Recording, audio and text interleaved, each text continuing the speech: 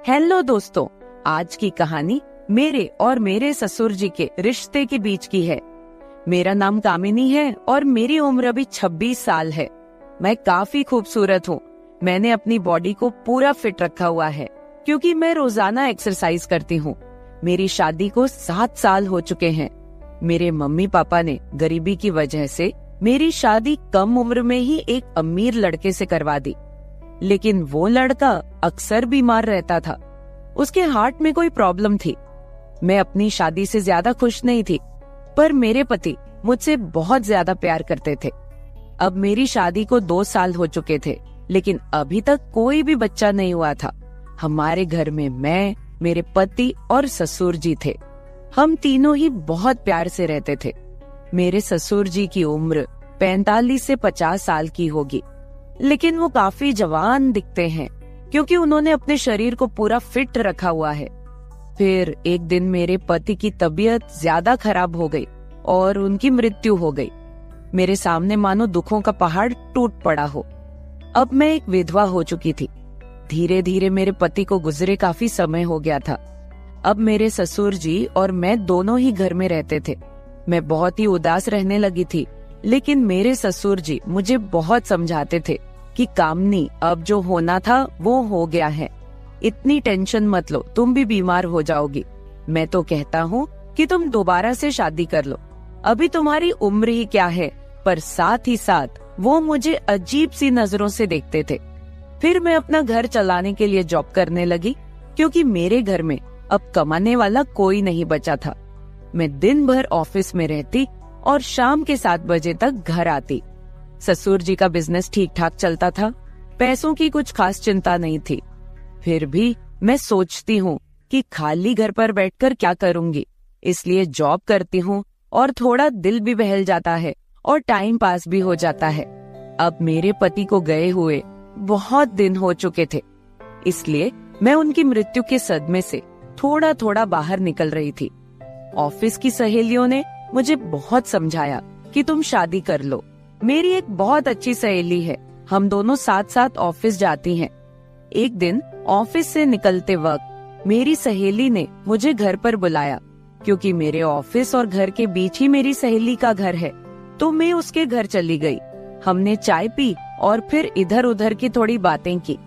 मेरी सहेली ने कहा कि क्या तुझे पता है ऑफिस में क्या चल रहा है? मैंने कहा नहीं यार, मुझे उससे क्या फर्क पड़ने वाला है, वैसे भी तो मैं ऑफिस में अपना मन बहलाने के लिए ही जाती हूँ। फिर मेरी सहेली बोली, फिर तू सुन ले, हमारे ऑफिस में सभी लोग एक दूसरे से मिलकर रहते हैं और किसी को भी कोई समस्या हो वो सभी मिलकर सुलझा लेते हैं। देखो, जो काम वाली आंटी है वह विधवा हो चुकी है, लेकिन ऑफिस के लोगों ने मिलकर उनकी शादी करवा दी है। अब वह बहुत खुशी खुशी रहती है और उनका भी एक सहारा बन गया है। मैंने उसकी बातों पर ज्यादा ध्यान नहीं दिया और वहाँ से अपने घर चली आई। मैं थोड़ा थोड़ा अपनी सहेली की बातों को समझ रही थी कि वो मुझे शादी करने के बारे में बोल रही है। फिर मैंने घर आकर ससुर जी को खाना बनाकर दिया और खुद भी खाना खाया। मैं अपने कमरे में बैठी थी, मुझे नींद नहीं आ रही थी। सुबह के लगभग 10 बज रहे थे। आज रविवार था, मुझे ऑफिस नहीं जाना था। तभी मेरे दिमाग में मेरी सहेली के मुंह से सुनी हुई बातें चलने लगी। मैं सोच सोचकर परेशान सी होने लगी। फिर मेरे दिमाग में कुछ आया और मैं अपने ससुर जी के कमरे की ओर चली गई। जब मैं अपने ससुर जी के रूम में गई तो उनके हाथ में एक किताब थी। मुझे देखकर उन्होंने किताब को तकिए के नीचे रख दिया। मैंने देख लिए था कि ससुर जी कौन सी किताब देख रहे हैं। मैंने कहा, ससुर जी आप क्या पढ़ रहे हो? वह बोले, कुछ नहीं बहू, किताब देख रहा था बस। बताओ क्या बात है? मैं बोली, कुछ नहीं। ससुर जी मुझे आपसे कुछ जरूरी बात करनी है। उन्होंने कहा, हाँ बहू कहो क्या बात करनी है। मैंने कहा, ससुर जी बात थोड़ी अजीब है, मैं सोच रही थी कि आपसे कहूँ कि नहीं। उन्होंने कहा, अरे पहले तुम बोलो तो सही, क्या बात है? ऐसा कभी हुआ है कि तुमने कभी मेरे से कुछ मांगा हो और मैंने तुम्हें ला के ना दिया हो? तुम मेरा इतना ख्याल रखती हो, जो भी बात है खुलकर बोलो। फिर मैंने हिम्मत करके ससुर जी को बोला कि अब मेरे पति की मृत्यु को 2 साल होने को आए हैं उनकी मृत्यु के बाद से मैं बड़ी मुश्किल से सदमे से बाहर आई हूँ। अभी मैं घर से बाहर जाती हूँ तो मुझे बड़ी दिक्कत होती है। आपको तो पता ही है कि विधवा औरत की तरफ लोग कैसी नजरों से देखते हैं और उसके बारे में लोग कैसी सोच रखते हैं। आपने मुझे बहुत बार बोला है कि तुम शादी कर लो। मैं चाहती हूँ कि आप मेरे लिए एक पति की खोज करो, क्योंकि अकेले मेरी जिंदगी मुझसे नहीं निकाली जा रही। मैं भी चाहती हूँ कि मेरा भी कोई जीवन साथी हो जो मेरे सुख दुख की बात करे और मुझे बहुत ज्यादा प्यार करे। आपको पता है, एक औरत की कई जरूरतें होती हैं जो सिर्फ पति ही पूरी कर सकता है। बाकी आपको पता ही है कि मेरे माँ बाप तो इतने गरीब हैं कि उन्होंने पता नहीं एक बार मेरी शादी कैसे कर्ज उठाकर की है। मैं अब उनको कोई तकलीफ नहीं देना चाहती। अब मेरे लिए तो आप ही सब कुछ हो। मैं बड़ी हिम्मत करके आपसे ये बात कह रही हूँ। मुझे विश्वास है कि आप मेरे लिए कुछ अच्छा ही करोगे। उसके बाद ससुर जी ने मुझे अपने पास बैठा लिया और मेरे साथ कुछ बातें करने लगे और मेरे सुख दुख को बांटने लगे। फिर ससुर जी मुझसे बोले, बहू, जिस चीज की तलाश तुम बाहर से कर रही हो वो चीज तुमको घर में ही मिल सकती है। अगर तुम चाहो तो मैं तुम्हारी सभी जरूरतों को पूरा कर सकता हूँ। ससुर जी की बात सुनकर तो मेरे होश ही उड़ गए। मैंने बोला, ससुर जी, मैं तो आपकी बेटी सामान हूँ, आप ये सब कैसे सोच सकते हैं? ससुर जी बोले, देखो बहू, तुम्हें पता है तुम्हारी सासू माँ की मृत्यु के बाद से मैं अकेला ही जिंदगी बीता रहा हूँ, और जब से तुम्हारे पति की मृत्यु हुई है तुम भी अकेले जिंदगी बीता रही हो। अगर तुम्हारा इरादा हो तो हम दोनों का अकेलापन दूर हो जाएगा और हम दोनों एक दूसरे के सहारे जिंदगी बिता लेंगे और बाहर किसी को कुछ भी पता नहीं चलेगा। बाकी मेरे जाने के बाद ये सारी प्रॉपर्टी भी तो तुम्हारी ही है और इस प्रॉपर्टी को संभालने वाला भी तो कोई चाहिए। बाकी लोगों की टेंशन मत लो, वो तो जब तुम विधवा की जिंदगी जी रही हो तब भी बातें करते थे और अब भी बातें करेंगे। सच कहूँ तो बहू, मैं तो उसी वक्त तेरा दीवाना हो गया था जब मैंने तुम्हें पहली बार देखा था। फिर मैंने ससुर जी को बोला कि मैं सोचकर बताती हूँ। अगली सुबह मैं उठी और खाना बनाने लगी। अगले दिन मैं ऑफिस नहीं गई, मैं किचन में खाना पका रही थी। तभी ससुर जी किचन में आए और बोले, बहू, आज ऑफिस नहीं जा रही हो क्या? मैंने कहा, नहीं, आज नहीं जा रही हूँ। आज मैंने ऑफिस से छुट्टी ले ली है। आप कहीं जाने वाले थे, गए नहीं क्या? वो बोले, नहीं, आज मेरी तबीयत ठीक नहीं है। मैंने सोचा कि आज घर रहकर आराम कर लेता हूँ। कुछ देर के बाद घर में कुछ मेहमान आ गए। हम लोग मेहमानों के आदर सत्कार में लग गए। मैंने उनसे हालचाल पूछा और उन लोगों से ढेर सारी बातें की। मेहमान के रूप में मेरे चाचा और चाची जी आए हुए थे। जब मैं मेहमानों से बातें कर रही थी तभी ससुर जी बाहर घूमने चले गए। उनकी आदत है कि जब वह घर पर रहते हैं तो वह खेतों की तरफ घूमने चले जाते हैं। फिर थोड़ी देर के बाद मेरे चाचा चाची भी खाना खाकर चले गए। दोपहर के 1 बजे का समय हो चुका था। मेरे दिमाग में ससुर जी की बातें घूम रही थी। मैं सोच रही थी कि इस अकेलेपन के साथ मैं सारी जिंदगी कैसे बिताऊंगी। मैं ससुर जी के साथ रहूंगी तो हो सकता है कि हमारा कोई बच्चा भी हो जाए। और ससुर जी की बात सही है, उनके जाने के बाद उनकी सारी प्रॉपर्टी भी तो मेरी ही है। मुझे ससुर जी की बातें काफी हद तक सही लग रही थी। फिर मैंने ससुर जी को कॉल किया और बोली, ससुर जी, खाना तैयार हो गया है, आकर खाना खा लीजिए। इस पर वह बोले, मैं अभी बाहर हूँ और मुझे थोड़ा टाइम लगेगा। मैंने कहा, ठीक है, मैं जरा बाहर जा रही हूँ तो देर शाम तक वापस आऊंगी, क्योंकि मैंने मार्केट शॉपिंग करने के लिए जाना था। फिर मैं मार्केट चली गई और वहाँ से अपने लिए और ससुर जी के लिए कुछ कपड़े खरीद कर लाई। जब मैं घर पहुँची तो शाम के 7 बज चुके थे।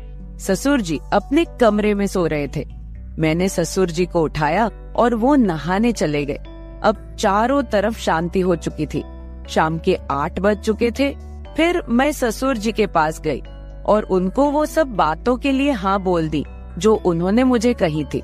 ससुर जी मेरी हाँ सुनते ही खुश हो गए। फिर मैं उनके साथ, उसके बाद तो आप समझ ही सकते हैं, जो होना था वो हो गया। मैंने ससुर जी को फिर से अपनी ख्वाहिश बताई और ससुर जी ने मेरी ख्वाहिश पूरी कर दी। हम दोनों ने 1 से 2 घंटे तक एक दूसरे से वो सब बातें की और सारा काम किया। इस तरह से हम दोनों ससुर बहू काफी खुशी खुशी पति पत्नी की तरह रहने लगे। अब मुझे किसी भी चीज की दिक्कत नहीं होती, क्योंकि अब मुझे कहीं भी जाना होता है तो मैं ससुर जी के साथ चली जाती हूँ और हम खूब एंजॉय करते हैं। कुछ दिन बीत जाने के बाद ससुर जी बोले, कामिनी, अब तुम मेरे बिजनेस के बारे में सारा कुछ समझ लो और खुद सारा बिजनेस संभाल लो। फिर मैंने जॉब छोड़कर ससुर जी का सारा बिजनेस खुद संभाल लिया। अब हम दोनों पति पत्नी के जैसे रहने लगे हैं। मैं ससुर जी की हर बात का ख्याल रखती हूँ और वो भी मेरी हर बात का ख्याल रखते हैं। कुछ देर के बाद हमारे घर बच्चा भी हो गया और हमारी जिंदगी काफी अच्छे से चल रही है, क्योंकि ससुर जी ने मेरी हर कमी को पूरा कर दिया है। हमें दुनिया की कोई परवाह नहीं है, कोई कुछ भी बोले, हम लोग अपने घर खुश हैं। तो मेरे प्यारे दोस्तों, अगर आप लोगों को मेरी ये कहानी पसंद आई हो तो चैनल को सब्सक्राइब जरूर कर ले और बेल नोटिफिकेशन ऑन कर ले। एक प्यारा सा कमेंट करके बताएं कि आपको मेरी स्टोरी कैसी लगी। कल मिलेंगे एक और वीडियो के साथ। धन्यवाद। मेरी बेटी ने मुझे अपने घर पर अपने मदद के लिए बुलाया था। जैसे ही मैं उसके घर पहुंची, दामाद ने मेरी स्वागत सत्कार शुरू कर दिया। एक बार तो आधी रात को दामाद अचानक मेरे कमरे में आया। मेरे बगल में आकर उसने मेरी चादर के ऊपर से हाथ फेरते हुए कहा, सासू माँ, आपकी बेटी अब बहुत थकी हुई है, अब वह पुरानी लगने लगी है, अब आप ही मुझे खुश रख सकेंगी। दामाद ने मुझे सांस लेने का भी समय नहीं दिया। वह रात से लेकर सुबह के 3 बजे तक लगातार। नमस्ते दोस्तों, आज की इस कहानी में आपका स्वागत है। मेरा नाम राधिका है और आज मैं आपको अपना और अपनी बेटी की कहानी सुनाने जा रही हूँ, तो दिल को थाम कर सुनिएगा। मेरी बेटी को उसके ऑफिस के काम से घर के कामों के लिए समय नहीं मिल रहा था। एक दिन उसका मुझे फोन आया और उसने कहा, माँ, मुझे घर के कामों में आपकी बहुत जरूरत है, कुछ दिन मेरे पास आओगी क्या? बेटी की चिंता में मैं तुरंत उसके घर चली गई। मुझे देखते ही बेटी से ज्यादा दामाद खुश हो गए। वे मेरी इतनी सेवा सत्कार क्यों कर रहे थे, ये मुझे समझ नहीं आ रहा था। लेकिन दामाद अचानक से बदल गए थे। मुझे देखते ही मेरी बेटी ने मुझे गले लगाया। उसके पीछे दामाद ने भी मुझे गले लगाया। इससे पहले उन्होंने कभी मुझे इस तरह से गले नहीं लगाया था। अचानक उनमें इतना बदलाव कैसे आ गया, ये मेरी समझ में नहीं आया। जब दामाद ने मुझे गले लगाया तो मुझे बहुत शर्म महसूस हुई। मेरी बेटी सरिता ने अपने पति के इस व्यवहार पर ध्यान भी नहीं दिया। जैसे ही मैं बेटी के घर पहुंची, उसने मुझसे कहा कि वह मेरे हाथों से बनी उसकी पसंदीदा सब्जी खाना चाहती है। आते ही मैं फ्रेश होकर बेटी के किचन में चली गई। उस रात दामाद और बेटी दोनों बड़े चाव से खाना खा रहे थे। खाना खत्म होते ही सरिता बोली, माँ, आज आपके हाथ का खाना खाकर बहुत अच्छा लगा। उसके कहने पर दामाद ने भी हामी भरते हुए कहा, मुझे तो ऐसा लग रहा है जैसे बहुत दिनों बाद पेट भरकर खाया हो। दामाद ने मेरी तारीफ किया तो सरिता ने अपने पति को गुस्से से देखना शुरू कर दिया। वह बोली, सुमित, मेरी माँ के सामने मेरी बुराई मत करो। तुम ऐसा बोल रहे हो जैसे मैं रोज खाना बनाती ही नहीं हूँ। क्या तुम रोज बाहर मेस में खाते हो? उन दोनों के बीच तू मैं शुरू हो गई। तब मैंने दोनों को शांत करते हुए कहा, सरिता, छोटी छोटी बातों को बड़ा मत बनाओ। दामाद तो बस मजाक में तुम्हारे सामने मेरी तारीफ कर रहे होंगे। वैसे भी रोज तो मैं यहाँ नहीं रहती, तुम ही अपने पति का ख्याल रखती हो। शायद वे सिर्फ हंसी मजाक कर रहे हों। मैंने अपनी बेटी से यह कहा क्योंकि मैं दामाद को कुछ कह नहीं सकती थी। खाना खत्म होते ही सरिता हाथ धोकर अपने कमरे में चली गई। मैं डाइनिंग हॉल साफ करने लगी। मेरी मदद के लिए दामाद थे। वे बोले, सरिता को तो कोई परवाह ही नहीं है। माँ, इतने दिनों बाद आप घर आईं, फिर भी वह पहले ही दिन से आपके ऊपर सारा काम छोड़कर मोबाइल लेकर कमरे में चली गई। यही तो रोज का हाल है। दामाद की बात से सहमत होकर मैंने डाइनिंग टेबल से बर्तन उठाए। तभी दामाद भी मेरी मदद के लिए किचन में आ गए। किचन से जाते वक्त दामाद ने अचानक मेरे हाथ पकड़ लिए। फिर दामाद जी बोले, सासू माँ, सच में आपके हाथों में जादू है। आपके हाथ का खाना खाकर मन बहुत प्रसन्न हो गया। आगे भी मुझे आपके इस तरह के अलग अलग रूप देखने को मिलेंगे। मेरा न कोई साला है और न कोई साली। मेरे ससुराल में तो आप ही एक हैं। अब चाहे साला, साली और बहनोई की हंसी मजाक हो या सासू माँ की देखभाल, ये सभी रिश्ते आपको ही निभाने हैं। अब मैं आपको यहां से जल्दी जाने नहीं दूंगा। मुझे दामाद का प्यार समझ में आया, लेकिन इसके पीछे उनका क्या मकसद था, इस पर मैंने ज्यादा गहराई से सोचा नहीं था। इसी तरह कुछ दिन और बीत गए। मुझे बेटी के घर आए कुछ ही दिन हुए थे, तभी मैंने महसूस किया कि उन दोनों पति पत्नी के बीच कुछ ठीक नहीं था। लगातार 3 दिन से मुझे रात को उनकी बड़बड़ाहट और दामाद की आवाज उनके कमरे से सुनाई दे रही थी। वह बात प्रेम की तो बिल्कुल नहीं थी। उन दोनों के बीच कुछ गड़बड़ थी, ये मुझे साफ महसूस हो रहा था, क्योंकि जब से मैं वहां आई थी मैंने उन्हें कभी साथ में हंसते खेलते नहीं देखा था। एक दिन शाम को सरिता ऑफिस से जल्दी घर आ गई। उसे घर पर देख मैं 2 कप कॉफी लेकर उसके कमरे में चली गई। मुझे उससे थोड़ी बात करनी थी। कॉफी का बहाना लेकर मैं उसके कमरे में गई। मैंने उसके हाथ में कॉफी का कप दिया, लेकिन वह मुझसे बात करने के बजाय मोबाइल में व्यस्त थी। तब मैंने उसका मोबाइल खींचते हुए बोली, सरिता, क्या मुझे यहाँ बुलाने का मकसद यही है कि मैं तुझे मोबाइल खेलते हुए देखूं? मैं आई हूं और तू मुझसे 2 मिनट भी बैठकर बात नहीं कर रही। अरे 2 शब्द मां से तो बोल, और अगर तुझे बात नहीं करनी तो मुझे तुझसे बात करनी है। जैसे ही मैंने उसका मोबाइल छीन लिया, उसका ध्यान मेरी ओर हो गया। वह बोली, बोलो मां, तुम्हें मुझसे क्या इतना जरूरी बात करनी है? तब मैंने उससे कहा, सरिता, तू खुद को इतनी कूल दिखाती है, क्या सच में तू वैसी ही है? क्या सच में तुम्हारे घर का माहौल इतना कूल है? मेरी बातों पर सरिता के चेहरे पर एक सवालिया निशान उभर आया। वह बोली, मां, तुम क्या बोल रही हो? मुझे तो कुछ समझ में नहीं आ रहा। जो बोलना है सीधे बोलो। अब तुम टीचर नहीं हो और ना मैं तुम्हारी स्टूडेंट, जो तुम मुझसे इतने सख्ती से बात कर रही हो। सरिता के कंधे पर हाथ रखकर मैंने उससे कहा, अरे पिछले 3 दिनों से रात को मुझे तुम्हारे कमरे से तुम दोनों की बड़बड़ाहट सुनाई दे रही है। क्या तुम दोनों के बीच सब कुछ ठीक है? अभी तुम्हें बच्चा भी होना है। अभी से ही तुम्हारे बीच अनबन शुरू हो गई है। अभी तो तुम्हें साथ में पूरा जीवन बिताना है। ये सही तरीका नहीं है। मेरी बातों का जवाब देते हुए सरिता बोली, मां, मुझसे कहने के बजाय समीर से कहो, क्योंकि हमेशा वही झगड़ा शुरू करता है। उस दिन भी देखा ना, कैसे वह खाने की टेबल पर मुझे कुछ भी बोल रहा था। फिर वह बोली, मां, अब तुम ही बताओ, मैं ऑफिस में भी थक जाती हूँ। ऊपर से घंटों ट्रैफिक में फंसकर घर आना पड़ता है। अब 3 दिन से तुम घर आई हो तो मुझे थोड़ी राहत मिली है, नहीं तो रोटियां बेलते वक्त भी मेरी आंख लग जाती थी। अब इतनी थकान के बाद भी मैं समीर को कैसे समय दूं? समीर तो कुछ समझने को तैयार ही नहीं है, और वैसे भी तुम्हें यहां बुलाने का आइडिया उसी का था। वह कह रहा था कि सासू मां के आने से तुम्हें भी थोड़ा आराम मिलेगा। तुम यहां आई हो तो उसकी खाने की शिकायतें भी थोड़ी कम हो गई हैं, नहीं तो हर बात में ये ऐसा और वो वैसा ही चलता रहता था। तुम्हें बुलाने से पहले वह कह रहा था कि जब मेरी सासू मां आएंगी तो मैं उनसे सारी ख्वाहिशें पूरी करवाऊंगा। अब तुम्हारे दामाद को तुमसे क्या ख्वाहिशें पूरी करवानी है, ये तुम ही देख लो। उसकी शिकायतों से तो मुझे थोड़ी राहत मिल गई है। सरिता की बातें सुनकर मुझे लगा कि सच में उसे काम से समय नहीं मिल पाता होगा, इसलिए समीर को खाने पीने की परेशानी हो रही होगी, और शायद इसलिए उन्होंने मुझे कुछ दिनों के लिए बुला लिया होगा। लेकिन दामाद को मुझसे और भी ख्वाहिशें पूरी करवानी थीं, इसका मुझे कोई अंदाजा नहीं था। सरिता की बातें सुनकर मुझे लगा कि उनके बीच सामान्य झगड़े हैं जो वे खुद सुलझा लेंगे, इसीलिए आगे मैंने सरिता को और नहीं समझाया।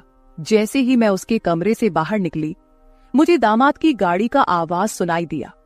उस दिन समीर भी जल्दी घर आ गए थे। उन्हें घर में देखकर मैंने कहा, आज आप जल्दी आ गए, चलो अच्छा हुआ। आज तुम दोनों बाहर जाकर डिनर कर लो, घर में संभाल लूंगी। उन्हें थोड़ा बाहर घूमने फिरने का मौका मिलेगा, इसलिए मैंने उन्हें डिनर के लिए बाहर जाने को कहा। लेकिन दामाद ने कहा, सासू माँ, होटल जाने की जरूरत नहीं है। आज मेरे बॉस का 50वां जन्मदिन है। बॉस ने जन्मदिन के मौके पर एक 5 स्टार होटल में पार्टी रखी है और हमें खास तौर पर उस पार्टी में बुलाया गया है।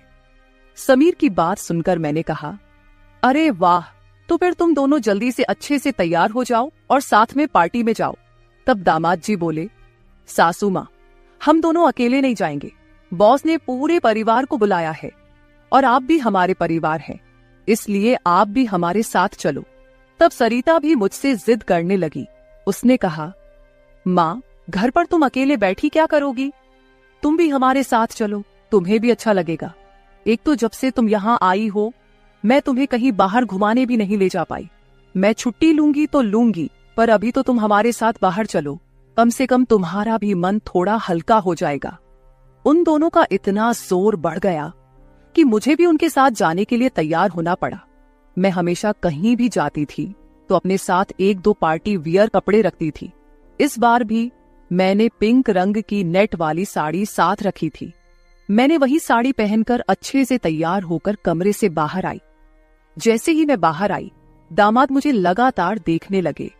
वो मुझे ऊपर से नीचे तक नजर फेरने लगे। उन्होंने कहा, आज आपको सासू माँ कहने में मुझे शर्म आ रही है, क्योंकि आप किसी भी तरह से उम्रदराज नहीं लग रही हैं। आज तो आप किसी हीरोइन से कम नहीं लग रही हैं। दामाद की बातों पर मुस्कुराते हुए मैं बाहर गाड़ी के पास चली गई। कुछ देर बाद घर को लॉक करके बेटी और दामाद भी बाहर आ गए। दामाद मेरी तारीफ कर रहे थे, लेकिन सरिता का ध्यान उस पर नहीं था। लेकिन जैसे ही पार्टी में गए और दामाद के बॉस हमारे पास आए, उन्होंने मुझे देखकर समीर से कहा, समीर, तुम्हारी साली तो बहुत ही सुंदर है। इस पर समीर कुछ बोलते उससे पहले ही सरिता बोली, बॉस, ये समीर की साली नहीं है, ये तो माँ है, ये समीर की सास है। हमारे रिश्ते को सुनकर बॉस चौंक गए। उन्होंने कहा, आपकी खूबसूरती और जवानी को देखकर ऐसा बिल्कुल नहीं लगा कि आप सासू माँ हो सकती हैं। बॉस ने अपनी गलती स्वीकारते हुए मुझसे माफी मांगी और वहां से चले गए। बॉस के जाते ही दामाद मेरी तारीफ करने लगे।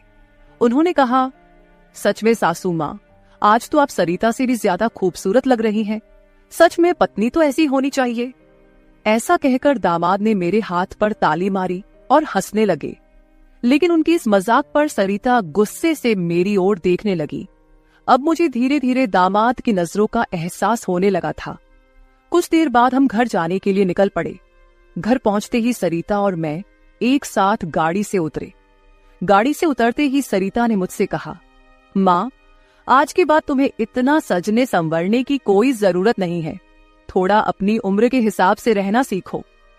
गुस्से में तीखे शब्द बोलते हुए सरिता पैर पटकती हुई घर के अंदर चली गई। मुझे उसका गुस्सा कुछ समझ नहीं आया।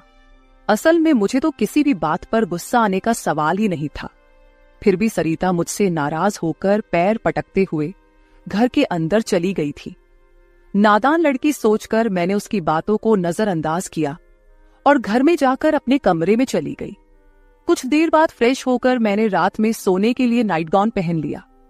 रोज की तरह सोने से पहले मैंने अपने हाथ पैरों पर बॉडी लोशन लगाया। तभी अचानक दरवाजे पर दस्तक हुई। दरवाजे पर दामाद थे। हमारी नजरें मिलते ही दामाद ने कहा, सासू माँ, अंदर आ सकता हूं। ये घर उनका ही था, फिर भी वो कमरे में आने के लिए मुझसे अनुमति ले रहे थे। मैंने कहा, ये घर तो आपका ही है, मेरी अनुमति लेने की क्या जरूरत, आप यहाँ कभी भी आ जा सकते हो। फिर हंसते हुए दामाद कमरे के अंदर आ गए। उन्होंने मेरी ओर देखकर कहा, सासू माँ, सच में आज आप बहुत सुंदर लग रही थी। वैसे तो मैं आपको कभी यह कॉम्प्लीमेंट देना चाहता था कि आप आज भी जवान और खूबसूरत दिखती हैं। कभी कभी सच में आपको सासू माँ कहने में मुझे शर्म महसूस होती है। कभी कभी तो आपको नाम से बुलाने की इच्छा होती है। सच में आप सरिता की बहन जैसी लगती हैं। बाहर कुछ समय पहले सरिता ने जो गुस्से में आपको कहा, वह सब मैंने सुना। उसकी बातों पर ध्यान मत दीजिए। और हाँ, एक जरूरी बात यह है कि सरिता की बातों को दिल पर लेकर आप अपना रहन सहन बिल्कुल मत बदलिए। आप जैसी हैं बहुत अच्छी हैं। दामाद के मुंह से अपनी तारीफ सुनकर मेरे मन में लड्डू फूटने लगे। अगर 45 साल की किसी महिला की तुलना 21 साल की जवान लड़की से की जा रही हो तो जाहिर है वह महिला खुश होगी ही। उस समय मेरे साथ भी वैसा ही हुआ था। दामाद की प्रशंसा पर मैं शर्मा गई थी। उस दिन के बाद दामाद की हदें बढ़ने लगी। 4 दिन बाद मुझे अपनी बेटी के कमरे से उनकी बहस की आवाजें सुनाई दी। मैं अपने कमरे से बाहर झांकते हुए वह सब सुन रही थी। तभी दामाद कमरे से बाहर आते दिखे। दामाद को बाहर आते देख मैं जल्दी से अपने कमरे में चली गई। मैं कमरे की लाइट बंद करने ही वाली थी कि समीर मेरे कमरे में आ गया। वो काफी गुस्से में लग रहा था। मैंने उसे एक गिलास पानी दिया और पूछा, सब ठीक तो है ना? इस पर दामाद बोले, सासू माँ, आपकी बेटी और आप में कितना फर्क है। शादी के बाद पति से कैसा व्यवहार करना चाहिए, उसे कैसे खुश रखना चाहिए, आपने सरिता को कुछ भी नहीं सिखाया। जब भी मैं उसके पास जाता हूँ वह मुझसे एक ही बात कहती है कि मैं बहुत थक गई हूँ। आपकी बेटी अब पूरी तरह बूढ़ी दिखने लगी है, उसके सामने आप जवान लगती हैं। कहाँ आपकी जवानी और कहाँ सरिता की समय से पहले आई बुढ़ापा। मैंने शांत रहकर समीर की सारी बातें चुपचाप सुनी। उनकी बातें खत्म होते ही मैंने उसे समझाते कहा, दामाद जी, आप गुस्सा मत कीजिए।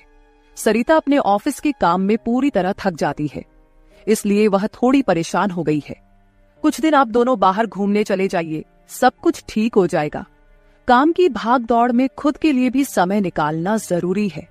इस पर दामाद बोले, मैं तो सब कुछ करने के लिए तैयार हूँ, लेकिन आपकी बेटी को ऑफिस से छुट्टी लेने की इच्छा होगी, तभी मैं भी उसके साथ कहीं जा सकूंगा। मैंने फिर से दामाद को समझाया और उनके हाथ में पानी का गिलास दिया। दामाद से बात करते हुए अनजाने में मेरा हाथ उनके पैर पर रख दिया गया। अचानक दामाद ने अपने पैर पर रखा मेरा हाथ अपने हाथ से पकड़ा और मेरे हाथ से गिलास को एक ओर रखते हुए दूसरे हाथ से मेरे चेहरे से बाल हटाकर बोले, सासू माँ, आप सच में बहुत सुंदर हैं। आपको देखकर तो सरिता को देखने की इच्छा ही नहीं होती। कहाँ आपके चेहरे का तेज और कहाँ सरिता की झुर्रियां। दामाद मेरे सामने मेरी बेटी की बुराई कर रहे थे।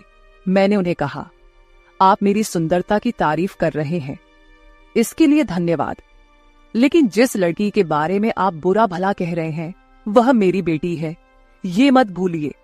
दामाद बोले, सासू माँ, मैं कुछ गलत नहीं कह रहा हूँ, जो सच है वही कह रहा हूँ। अब सरिता बूढ़ी दिखने लगी है तो क्या करूं? आपके सामने वह सच में फीकी पड़ती है। आपकी सुंदरता बेहद मनमोहक है। बोलते बोलते दामाद की नजर मुझ पर टिकने लगी थी। तब मैंने उनसे कहा, अब काफी रात हो गई है, आपको जाकर सो जाना चाहिए, नहीं तो सरिता यहाँ आ गई तो वह और नाराज हो जाएगी। मैंने दामाद को जैसे तैसे अपने कमरे से बाहर किया, नहीं तो वह रात भर मेरे कमरे में ही बैठे रहते। खैर, जो भी हो, लेकिन समीर ने मेरी जो प्रशंसा की वह मुझे बहुत पसंद आई। अगले दिन शाम को जब दामाद ऑफिस से घर आए तो उन्होंने कहा, सासू माँ, कल मुझे 2 टिफिन पैक कर दीजिए, और वो भी भरकर। जब से आप मेरा टिफिन बना रही हैं, ऑफिस में मेरी क्रेडिट कुछ ज्यादा ही बढ़ गई है। मेरे दोस्त रोज मेरे टिफिन की तारीफ करते रहते हैं, और आज तो मेरे बॉस ने भी मेरी तारीफ की। सबको लगा कि मेरी पत्नी ने इतना अच्छा खाना बनाया है, लेकिन मैंने सबका भ्रम दूर कर दिया और उन्हें बताया कि यह जादू मेरी पत्नी के हाथों में नहीं, बल्कि मेरी सासू माँ के हाथों में है। कल मेरे बॉस ने आपसे टिफिन मांगा है, और हाँ, टिफिन के साथ आप भी अच्छे से तैयार रहिएगा, क्योंकि बॉस ने आपको भी मिलने के लिए बुलाया है। मेरे दोस्तों को भी आपसे मिलने की इच्छा है। दामाद मेरी तारीफों के पुल बांध रहे थे, तभी सरिता वहीं बैठी थी। बातें करके समीर डाइनिंग हॉल से बाहर चले गए। मैं भी किचन में रात का खाना बनाने जाने लगी। तभी सरिता ने कहा, माँ, तुम्हें अपने दामाद के सामने ज्यादा कूल बनने की कोशिश नहीं करनी चाहिए। मैंने तुम्हें उसी दिन समझाया था कि तुम्हें अपनी उम्र के हिसाब से रहना चाहिए। अब ना तुम नौकरी करती हो, ना पापा है, तो तुम्हें इन सब नखरों की क्या जरूरत है। कल तुम समीर के ऑफिस जा ही रही हो तो एकदम साधारण और सादगी से जाओ। मुझे तुम्हारा यह टाप टिप रहना बिल्कुल अच्छा नहीं लगता। मेरी अपनी बेटी मुझ पर हुक्म चलाने लगी थी। उस समय मुझे सरिता की बातों पर बहुत गुस्सा आया। मैंने उससे कहा, सरिता, उस दिन मैंने तुम्हें बच्चा समझकर कोई जवाब नहीं दिया। लेकिन अब तुम्हारी हिम्मत बढ़ती जा रही है। याद रखना, मैं तुम्हारी मां हूं, ये मत भूलना। मुझसे बात करते समय अपनी जुबान का ख्याल रखो। एक बात तो तुम्हें भी अच्छे से पता है कि मुझे हमेशा से टाप-टिप रहने की आदत है। मैं अपनी आदत किसी के कहने से नहीं बदलूंगी। इंसान जितना अच्छा रहता है उतना ही फ्रेश दिखता है, यही मेरा मानना है। तुम चाहे कुछ भी कहो, मैं अपनी रहन सहन नहीं बदलने वाली।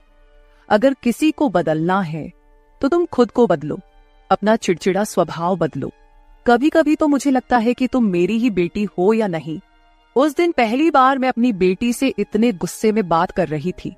इससे पहले सरिता ने भी कभी मुझसे इतने कटु शब्दों में बात नहीं की थी। इसलिए उससे गुस्सा होकर मैं किचन में चली गई।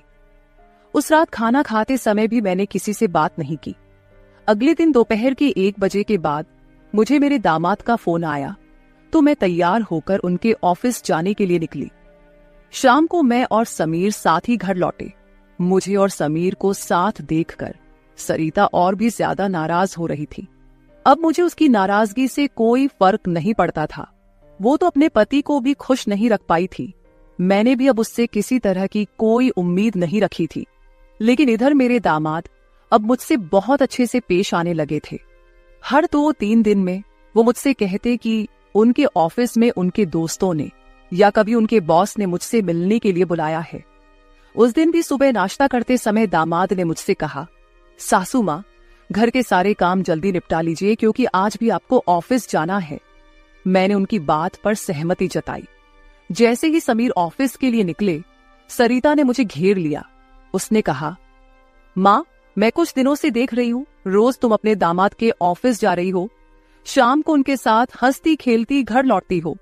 अब भी तुम दोनों में सास दामाद का रिश्ता बरकरार है या फिर सीमाएं पार हो गई हैं? उस समय सरिता कुछ ज्यादा ही बोल गई थी।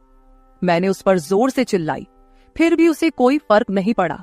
उसने कहा, मुझ पर चिल्लाने की बजाय एक बार यह सोचो कि तुम्हारा और तुम्हारे दामाद का रिश्ता किस मोड़ पर जा रहा है। अगर मेरी बात समझ में नहीं आई तो तुम यहां से जा सकती हो। उसकी बातें सुनकर मेरी आंखों से आंसू बहने लगे। मेरे आंसुओं की परवाह किए बिना सरिता ऑफिस चली गई। उसके बाद 5 घंटे बीत गए, लेकिन मैं अपने कमरे में बैठी आंसू बहाती रही। समीर के लगातार फोन आ रहे थे, लेकिन मैंने फोन उठाने से इनकार कर दिया। 5 घंटे बाद मैंने खुद को संभाला और अपना बैग पैक करने लगी। जैसे ही मैं सरिता के घर से निकलने लगी, दरवाजा खोलते ही मैंने देखा कि बाहर मेरा दामाद गाड़ी पार्क कर रहा था। मुझे अचानक जाता देख उन्होंने मेरा हाथ पकड़ा और सीधे घर के अंदर ले आए। कमरे में पहुंचते ही समीर ने मेरा बैग खाली कर दिया।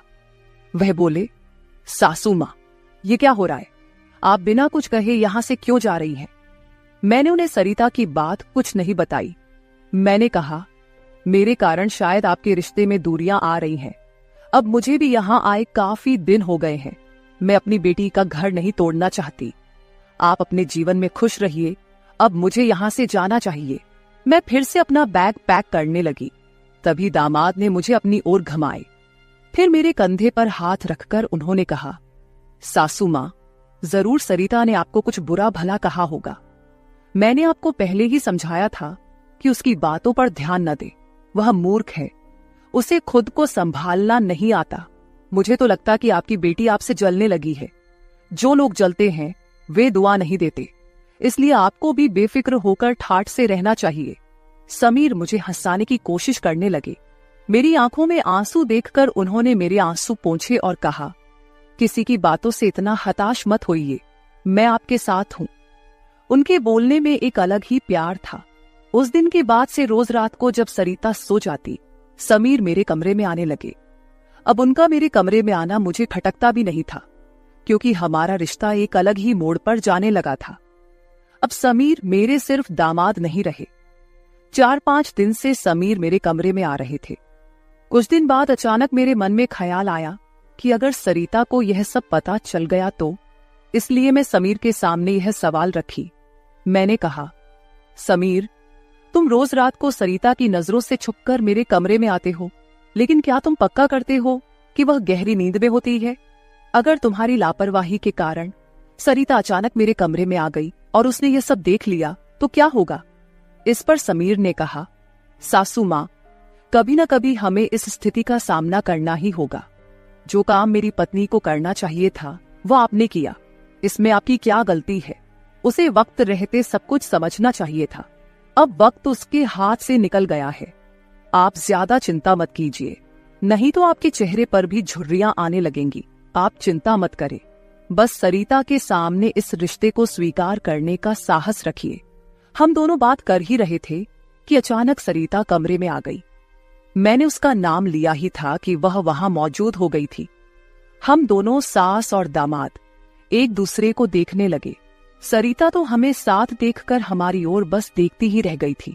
उसने कहा, मुझे तुम दोनों पर पहले ही शक हो गया था। समीर, तुम्हें क्या लगा कि तुम रोज रात को मुझे चकमा देकर जाते हो और मुझे इसका बिल्कुल पता नहीं चलता?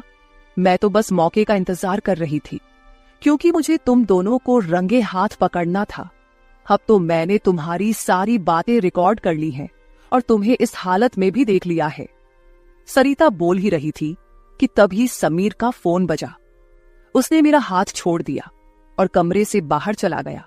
थोड़ी देर पहले जब वह मुझे समझा रहा था तो उसने मेरा हाथ पकड़ रखा था। कुछ ही मिनटों बाद वह एक शख्स को लेकर कमरे में वापस आया। वह तीसरा शख्स और कोई नहीं बल्कि समीर का बॉस था। उसे आधी रात को घर में देखकर सरिता चौंक गई। उसने बॉस की ओर देखकर कहा, आप इस समय यहां कैसे? बॉस आश्चर्यचकित होकर सरिता को देख रहे थे। तब सरिता बोली, आप यहां क्यों आए हैं ये तो मुझे नहीं पता, पर मुझे अब एक गवाह मिल गया है। वह बॉस के सामने मेरे और मेरे दामाद के रिश्ते के बारे में बकवास करने लगी। तभी समीर के बॉस यानी रघुवीर जी सरिता की ओर देखकर बोले, सरिता, तुम यह क्या बकवास कर रही हो? तुम्हें पता है तुम अपनी माँ और अपने पति के बारे में क्या कह रही हो? अब तो सरिता और भी ज्यादा बकवास करने लगी। तभी समीर उस पर चिल्लाया। उसने कहा, मैं अभी तक सब सुन रहा था। मुझे पता था कि तुम समझदार नहीं हो, इसलिए मैंने तुम्हें कुछ नहीं बताया, लेकिन अब तुम बॉस के सामने कुछ भी बकवास करने लगी हो। शायद अब तुम्हें सच बताने का समय आ गया है। मैं समीर को शांत रहने के लिए कह रही थी, लेकिन उसने मेरी एक न सुनी। वह बोला, माँ, अब और कितने दिन आप यह सब बातें छुपा कर रखेंगी? इस तरह मन मारकर जीवन को सुखमय नहीं बनाया जा सकता। जीना है तो खुले दिल से जियो। आपको किसी से डरने की जरूरत नहीं है, क्योंकि आपने कोई अपराध नहीं किया। समीर ने सरिता से कहा, सरिता, पिछले कुछ दिनों से मैं इस कमरे में आ रहा हूं, ये सच है, लेकिन मैं इस कमरे में क्यों आ रहा था इसका कारण वो नहीं है जो तुम सोच रही हो। इसका असली कारण कुछ और ही है। मैं यहां इसलिए आता था ताकि अपने बॉस को तुम्हारी माँ के कमरे में सुरक्षित छोड़ सकूं। मैं तुम्हारी माँ के साथ नहीं बल्कि मेरे बॉस होते थे। जिस दिन हम बॉस के जन्मदिन की पार्टी में गए थे, उस रात जब हम पार्टी से घर लौटे थे तो मैंने तुम्हारी माँ को उनके कमरे में रोते हुए देखा था। उसी रात बॉस ने मुझसे तुम्हारी माँ का फोन नंबर भी लिया था। उस रात बॉस बार बार तुम्हारी माँ को फोन कर रहे थे। उस रात जब मैं अचानक तुम्हारी माँ के कमरे में गया तो मैंने उनके फोन में बॉस के कई मिस्ड कॉल देखे। अगले दिन मैंने बॉस से इस बारे में पूछा, तभी मुझे सच्चाई पता चली। एक समय था जब तुम्हारी माँ और बॉस एक ही कॉलेज में पढ़ते थे। इतना ही नहीं, उन दोनों के बीच प्यार भी था, लेकिन घर वालों के दबाव के कारण वे अपना जीवन एक साथ नहीं बिता सके। पर किस्मत ने 30 साल बाद उन्हें एक बार फिर से आमने सामने खड़ा कर दिया। तुम्हारी माँ कुछ बोलने के लिए तैयार नहीं थी, लेकिन बॉस की वजह से मुझे उन दोनों के रिश्ते के बारे में पता चला। तब से मैंने जानबूझकर कभी दोस्तों का बहाना बनाया तो कभी बॉस का, ताकि तुम्हारी माँ और बॉस को एक दूसरे से मिलवा सकूं। धीरे धीरे मैंने तुम्हारी माँ के चेहरे पर खुशी देखनी शुरू की। वह भी अपना पुराना रिश्ता जीने लगी, लेकिन तुमने इसे गलत समझा और माँ पर गलत आरोप लगाए। तुम्हारे आरोपों के बाद तुम्हारी माँ ने घर से बाहर निकलना बंद कर दिया। तब से मैंने इस प्रेमी जोड़े की मुलाकात अपने घर में ही करानी शुरू कर दी। तुम्हारी माँ जानती थी कि तुम इस उम्र में उनके और बॉस के रिश्ते को स्वीकार नहीं करोगी, इसलिए उन्होंने कभी तुमसे खुलकर बात नहीं की। लेकिन अब मुझे लगता है कि उन्हें अपनी जिंदगी का फैसला खुद करने देना चाहिए। सरिता बोली, समीर, तुम मेरी माँ को उनके प्रेम से मिलने के लिए इतना प्रयास कर रहे थे, तुम दामाद होकर भी कोई आपत्ति नहीं कर रहे थे और मेरी माँ को एक बार फिर से जीने का मौका दे रहे थे। मैं आगे बढ़ी और सरिता से आंसू भरी आंखों के साथ बोली, मुझे माफ कर दे बेटी, मुझे इस उम्र में यह सब नहीं करना चाहिए था, मुझे रघुवीर से फिर से नहीं मिलना चाहिए था। लेकिन तू चिंता मत कर, सुबह होते ही मैं यहां से चली जाऊंगी। मैं रघुवीर से कभी नहीं मिलूंगी। इस उम्र में मुझे यह बातें तुम्हारे मुंह से सुनने से पहले ही मैं यहां से चली जाती हूं। मेरी आंखों में आंसू देखकर सरिता बोली, मां, मुझे माफ कर दो, मैंने तुम्हें समझा ही नहीं, ना मैंने कभी तुम्हारे अकेलेपन को महसूस किया। अब वो समय तो बीत गया, पर अगर तुम मेरे लिए जी सकती हो तो फिर मैं तुम्हारी खुशी में क्यों नहीं शामिल हो सकती। तुम्हारे समय में दादा ने तुम्हारी शादी नहीं होने दी होगी, लेकिन अब मैं उनके नक्शे कदम पर नहीं चलूंगी। मैं तुम्हें और बॉस को आपके आगे के जीवन के लिए ढेर सारी शुभकामनाएं देती हूं। बॉस मुझे मेरे पिता के रूप में स्वीकार है। बेटी की सहमति सुनकर मेरी आंखों में आंसू भर आए। रघुवीर भी मेरी तरह ही अपने जीवन में अकेले थे। अगले 3 दिनों के भीतर मेरी और रघुवीर की रजिस्टर्ड मैरिज मेरी बेटी और दामाद की मौजूदगी में हो गई। शायद ये पहली बार हुआ होगा कि एक बेटी ने अपनी मां की विदाई की थी। मेरी विदाई के समय मैंने सरिता को एक सीख दी। मैंने उससे कहा, सरिता, पैसा सब कुछ नहीं होता, इसीलिए हमेशा पैसे के पीछे भागना छोड़कर कभी अपने परिवार पर भी ध्यान देना चाहिए। कर्तव्यों से भागकर ना तो जीवन पूरा होता है, ना ही खुशियां मिलती हैं। अब समय आ गया है कि तुम अपनी जिम्मेदारियों पर ध्यान दो। सरिता ने मुझसे वादा किया कि आगे से वो अपने घर की जिम्मेदारियों को निभाने में पीछे नहीं हटेगी। मेरी विदाई होते ही सरिता ने पूरे 20 दिनों की छुट्टी ली। शादी के 2 साल बाद मेरी बेटी और दामाद एक बार फिर हनीमून पर गए। तो दोस्तों, शादी और प्यार की कोई उम्र नहीं होती। जहां दिल मिलते हैं वहीं रिश्ते भी अपने आप बन जाते हैं। बस जरूरत होती है एक दूसरे को समझने की। तो मेरे प्यारे दोस्तों, यह थी हमारी आज की छोटी सी कहानी। आपको ये कहानी कैसी लगी कमेंट करके जरूर बताएं। अगर आप ऐसी ही और भी इंटरेस्टिंग और रोमांटिक कहानियां सुनना चाहते हो तो चैनल को सब्सक्राइब जरूर कर ले और बेल आइकॉन ऑन कर ले, ताकि आपको मेरी आने वाली नई वीडियो की सूचना तुरंत मिल सके। कल मिलेंगे एक और नई कहानी के साथ। धन्यवाद।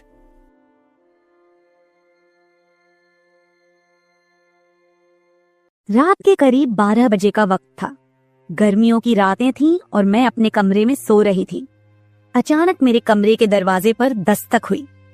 पहले तो मैं थोड़ा डर गई, लेकिन फिर सोचा शायद मेरा भाई ही होगा, क्योंकि घर में मेरे और भाई के अलावा कोई और नहीं था। मैंने उठकर दरवाजे की ओर कदम बढ़ाए। दरवाजा खोलते ही मैंने बाहर झांका, लेकिन वहां कोई नहीं था। मैंने सोचा शायद ये मेरा वहम होगा। मैं वापस बिस्तर पर लेटने लगी। अचानक दरवाजे पर फिर से पहले से भी ज्यादा जोर की दस्तक हुई। मैंने कांपती हुई आवाज में पूछा, कौन है? लेकिन कोई जवाब नहीं आया। डरते हुए मैंने दोबारा दरवाजा खोला और वहां मेरा भाई खड़ा था। उसने मुझसे कहा, क्या हुआ दीदी, इतनी घबराई हुई क्यों लग रही हो? वो मुझे आज कुछ अजीब सी नजरों से देख रहा था। मैंने सोचा शायद मैं ही ज्यादा सोच रही हूँ, लेकिन मुझे क्या पता था कि उस रात कुछ ऐसा होने वाला था जिसने मेरी पूरी जिंदगी को बर्बाद कर दिया, जिसे मैं चाहकर भी कभी भूल नहीं पाई। अब मैं आपको अपनी जिंदगी का वो सच बताने जा रही हूँ जिसे मैंने आज तक सबसे छुपा कर रखा था। यह सच ऐसा है जो मेरी हर रात की नींद और हर दिन का सुकून छीन ले गया। इसे सुनने के बाद शायद आपकी रूह कांप उठेगी। दोस्तों, कहानी सुनने से पहले दिल थाम कर बैठिएगा, क्योंकि कहानी बहुत ही खतरनाक होने वाली है। अगर चैनल पर पहली बार आए हैं तो चैनल को सब्सक्राइब जरूर कर लीजिएगा। तो चलिए कहानी शुरू करते हैं। मेरी उम्र 20 साल हो चुकी थी और मैंने नया नया जवानी की दहलीज पर कदम रखा था। मैं कॉलेज में 2nd ईयर की पढ़ाई कर रही थी। उन दिनों गर्मी का मौसम था और हमें कॉलेज से छुट्टियां मिल गई थीं। रोज की तरह आज भी पूरे घर की सफाई करने के बाद मैं अपने बिस्तर पर आराम कर रही थी। थकान से चूर होकर ऐसा लग रहा था जैसे पूरा बदन अकड़ गया हो। मैं अपने बिस्तर पर लेटकर सुकून पाने की कोशिश कर रही थी और हाथों से अपने सिर की मसाज कर रही थी। अचानक मेरा भाई राहुल मेरे कमरे में आया और दरवाजा बंद करके कहने लगा, क्या हुआ दीदी, तबीयत तो ठीक है? मैंने कहा, क्या भाई, मम्मी सारा काम मेरे सर पर डालकर चली जाती हैं। कॉलेज की छुट्टियां क्या हुई, सारे घर की जिम्मेदारी मुझ पर आ गई है। ऊपर से काम वाली बाई भी छुट्टी पर है। मुझसे नहीं होते ये घर के काम। मेरी बात सुनकर वह मेरे पास आकर बैठ गया और कहने लगा, मेरी प्यारी बहन, कोई बात नहीं, मैं अभी तुम्हारे लिए दूध लेकर आता हूँ, उसे पियोगी तो सुकून मिल जाएगा। राहुल की बात सुनकर मैं मुस्कुरा दी और कहा, बस तुम खाना बाहर से ले आना, मैं थोड़ी देर सोऊंगी तो मेरी तबीयत कुछ बेहतर हो जाएगी। राहुल कमरे से निकल गया। कुछ देर बाद ठंडे दूध के गिलास के साथ वह वापस आया। मुझे उस पर बहुत प्यार आया। दुनिया में बहुत कम ही ऐसे भाई होते हैं जो अपनी बहनों का इतना ख्याल रखते हैं। मैं उसे ढेर सारा आशीर्वाद देने लगी और उसका लाया हुआ दूध पीने लगी। दूध पीने के बाद मैं अपने बिस्तर पर लेट गई। राहुल कहने लगा, चलो दीदी, मैं तुम्हारा सिर दबा देता हूँ, तुम सो जाओ। वह मेरे पास बैठ गया और अपने हाथों से मेरा सिर दबाने लगा। उसके हाथों से मुझे सुकून मिलने लगा और मेरे सर का दर्द भी कम हो गया था। मैं आंखें मूंद कर लेट गई और कुछ ही देर में मैं गहरी नींद सो गई। मुझे कोई भी होश नहीं था कि मैं कितने घंटे तक सोती रही। जब मेरी आंख खुली तो मैंने घड़ी पर टाइम देखा। रात के 9 बज चुके थे। शायद थकावट की वजह से मुझे वक्त का एहसास ही न हुआ। मम्मी और पापा भी ऑफिस से वापस आ चुके थे। मुझे कुछ भी समझ नहीं आ रहा था और मेरा पूरा शरीर दर्द कर रहा था। मैं बिस्तर से उठकर बाथरूम जाने लगी। तभी मुझे चक्कर आ गए। मुझे ऐसा लग रहा था जैसे सब कुछ घूम रहा हो और अगर दीवार का सहारा नहीं लिया होता तो शायद गिर जाती। खुद को संभालते हुए मैं फ्रेश होकर बाहर आई। देखा कि सभी खाने के टेबल पर बैठे हुए थे और मेरे आने का इंतजार कर रहे थे। मैं जाकर आराम के साथ कुर्सी पर बैठ गई। मेरी हालत काफी खराब हो चुकी थी और थकावट से मेरा पूरा बदन दर्द कर रहा था। राहुल ने देखा कि मैं थकी हुई हूँ तो तुरंत मम्मी से कहने लगा, मम्मी देखिए, अंजलि दीदी पर काम का बोझ थोड़ा कम डाला करे। अरे, अगर काम वाली नहीं आ रही तो उसकी जगह किसी और को रख ले। यह बेचारी सारा दिन काम करके थक जाती है। देखें तो इसकी रंगत भी पीली पड़ चुकी है। वाकई में मेरी हालत दिन ब दिन खराब होती जा रही थी। मम्मी और पापा दोनों ही काम करते थे क्योंकि सिर्फ पापा की जॉब से घर का खर्चा चलना मुश्किल था। साथ ही हमारी पढ़ाई का खर्च भी काफी था, इसलिए मम्मी भी उसी कंपनी में काम करती थी जहां पापा। हम दोनों भाई बहन कॉलेज जाते थे, लेकिन गर्मी के मौसम में छुट्टियां होने की वजह से घर पर ही थे। मैंने एक बात नोटिस की थी कि पिछले कुछ हफ्तों से राहुल मेरे कुछ ज्यादा ही करीब होने लगा था। जब से मुझे कॉलेज से छुट्टियां मिली थीं, तब से वह मेरा कुछ ज्यादा ही ख्याल रखने लगा था। अगर मैं घर का कोई काम करती तो वह आकर मदद करने लगता। कभी कभी काम करते वक्त मुझे थकावट महसूस होती तो वह मुझे आराम से बिठाकर मेरा सिर दबा देता। जब मैं उसे मना करती तो वह हंसते हुए कहता, नहीं दीदी, तुम बहुत काम करती हो, अब मेरा हक बनता है कि तुम्हें सुकून दो। मैं उसे रोक नहीं पाती और चुपचाप लेटी रहती। लेकिन एक रात जो हुआ उससे मेरे होश उड़ गए थे। क्या राहुल कभी ऐसा कर सकता था? मैं अपने कमरे में सो रही थी। आधी रात के करीब मुझे महसूस हुआ कि जैसे कोई मेरे कमरे में आकर खड़ा हो गया हो। धीरे धीरे वह बिस्तर के पास आ रहा हो और मैं सोते हुए भी महसूस कर सकती थी कि कुछ अजीब हो रहा है। मुझे तुरंत झटका सा लगा और मैंने आंखें खोल दी। कमरा पूरी तरह से अंधेरे में डूबा हुआ था और जब मैंने उठकर देखा तो अंदर कोई नहीं था। बस कमरे का दरवाजा थोड़ा सा खुला हुआ था और मुझे याद था कि मैं हमेशा सोने से पहले दरवाजा बंद करके सोती थी। तो फिर वह कैसे खुला था? मैं चुपचाप उठकर दरवाजे को लॉक करने लगी। फिर से बिस्तर पर जाकर सोने की कोशिश की, लेकिन जैसे ही मेरी आंखें बंद हुईं, मुझे फिर से कुछ कदमों की आहट सुनाई दी। जैसे कोई बिस्तर के पास आकर बैठा हो, और फिर मुझे लगा जैसे कोई मेरे पास आकर अपना हाथ बढ़ा रहा हो। मैंने पलट कर देखा, लेकिन कोई नहीं था। मेरी धड़कन तेज हो गई थी और मुझे घबराहट होने लगी थी। मैंने घबराते हुए कमरे की लाइट ऑन की और दरवाजा खोलकर बाहर झांका, लेकिन वहां कोई नहीं था। आज से पहले ऐसा कभी नहीं हुआ था जो अब हो रहा था। मुझे प्यास लगी तो मैं कमरे का दरवाजा खोलकर बाहर निकली। उसी वक्त राहुल भी अपने कमरे से बाहर निकला। मुझे देखकर उसने पूछा, क्या बात है, आप अभी तक जाग रही हैं? मैंने जवाब दिया, कुछ नहीं, बस ऐसा महसूस हुआ जैसे कमरे में कोई मौजूद हो। पानी पीकर मैं दोबारा कमरे में आई और पीछे पीछे वह भी आ गया। उसने कहा, आपको डरने की जरूरत नहीं है। अगर आपको डर लग रहा है तो मैं आपके पास सो जाता हूँ। मैंने उसे मना किया, नहीं, तुम्हें परेशान होने की जरूरत नहीं है, जाओ और आराम करो। लेकिन वह जिद करने लगा कि मैं आपको अकेला किसी भी हाल में नहीं छोड़ सकता। आपकी तबीयत खराब हो सकती है, मैं आपको तकलीफ में नहीं देख सकता। आप सो जाएं, मैं यही सो जाता हूँ। आखिरकार उसकी जिद के आगे मुझे झुकना पड़ा। मैं बिस्तर पर लेट गई और उसने भी सोफे पर तकिया रखा और मेरे पास में ही सो गया। लेकिन उस रात मुझे ऐसा महसूस हुआ जैसे कोई मेरी ओर काफी देर तक ध्यान से देखता रहा हो। उसने मेरे बालों को सहलाया, मेरे चेहरे पर उंगलियां फेरी और मैं सो रही थी। अगली सुबह जब मैं उठी तो मेरा मूड बड़ा अजीब था, लेकिन जब मैंने अपने आप पर गौर किया तो मैं हैरान रह गई। शुक्र था कि मैंने अपने आप को दुपट्टे से ढक रखा था। मेरी कमीज बेतरतीब हो चुकी थी। मुझे हैरत हुई क्योंकि आज से पहले मैं कभी इस तरह आराम से नहीं सोई थी। आज मैं बहुत खुश महसूस कर रही थी, न जाने क्या वजह थी। मैंने अपने भाई की तरफ देखा तो वह भी बहुत खुश था। मैंने उसको पूछा, तुम आज इतने खुश क्यों हो? तो कहने लगा, जिसको आप जैसी बहन मिल जाए वो क्यों ना खुश हो। घर के सारे काम निपटाकर जब मैं बैठी तो राहुल तेल लेकर मेरे पास आ गया। कहने लगा, अंजलि दीदी, आप अपने बाल खोल दे, मैं आपके सर में मालिश कर देता हूँ। मुझे उसकी हरकतें कुछ अजीब लग रही थीं। मैंने कहा, ये तुम्हारा काम नहीं है, जाओ अपनी पढ़ाई करो, मुझे मालिश की जरूरत नहीं है। मगर उसने मेरी बात नहीं मानी और खुद ही मेरे बालों से कैचर उतार कर कहने लगा, आप नखरे मत किया करो, किस्मत वालों को ही ऐसे भाई मिलते हैं। जब आपका भाई आपके खूबसूरत रेशमी बालों में मसाज करना चाहता है तो आपको क्या समस्या हो सकती है?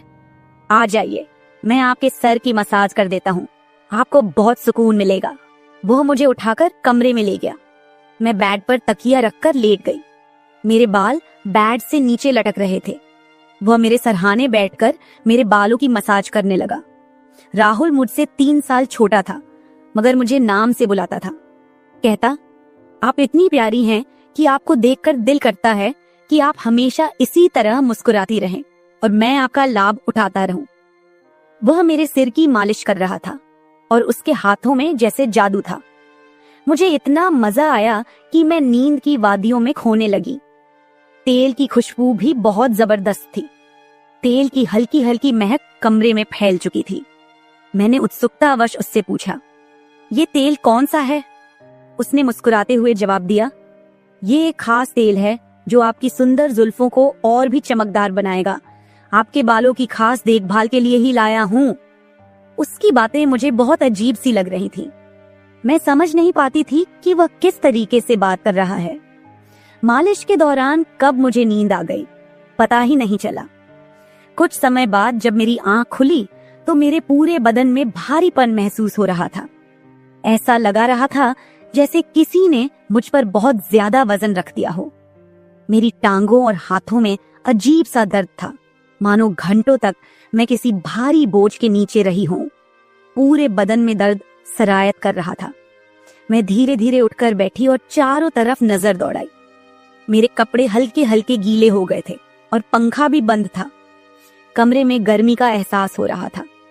मैंने चक्कर खाती हालत में बेड से नीचे कदम रखा, मगर पैरों में जैसे जान नहीं थी।